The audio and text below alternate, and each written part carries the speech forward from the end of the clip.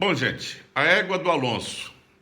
Uma égua que ficou famosa aqui em Tubarão e na região, porque era uma égua de corrida, uma égua de carreira, mas não vencia. Ela ia bem até o meio da cancha, dali para frente se atrapalhava e perdia. Nunca venceu uma carreira. O Ramírez Linhares, que é escritor e jornalista, escreveu um livro chamado A Égua do Alonso. E eu fiz uma poesia de cordel para homenagear o Ramírez Linhares, o Alonso, que eu conheci, e também a própria égua, né? E eu conto assim essa história em cordel. Uma história interessante, engraçada e hilariante, boa de escutar, passo agora a contar. Dizem que uma égua corria sem dar trégua, muito boa de largada, mas bem perto da chegada, fracassava a coitada. E é por isso que hoje em dia, quem luta com galhardia, mas não consegue vencer, se está prestes a perder, um sujeito meio sonso, logo é chamado e fica afamado como égua do Alonso. A história é real. Quem apostava na tal era certo se dava mal. Não ganhava uma carreira, mas era muito guerreira, por isso todos gostavam e um sonho acalentavam. Vê-la chegar em primeiro, não em segundo ou terceiro, como sempre acontecia. Mas o povo aplaudia em meio à euforia.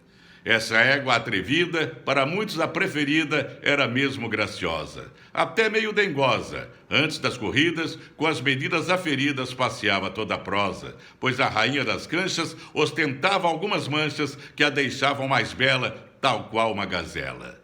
Seu dono, o Alonso, mandava rezar responso para ver se o animal, que sempre se dava mal, ao invés de só perder, passasse a vencer. Mas falharam as orações, não paravam as gozações. A égua não tinha jeito, só perder era o seu defeito.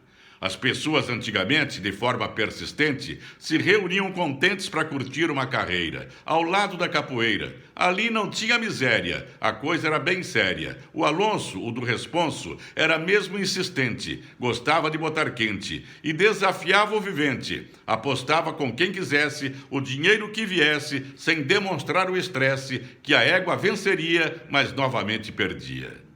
Quando a égua corria, o dono não escondia o prazer e a alegria. A notícia se espalhava, o povo se concentrava, pois a idolatrava, medo ela não demonstrava. Acho muito importante e até emocionante resgatar esta história, dando mão à palmatória, contando a trajetória da égua que ficou marcada por ser boa na largada, mas péssima na chegada. Foram carreiras inglórias, algumas bem notórias.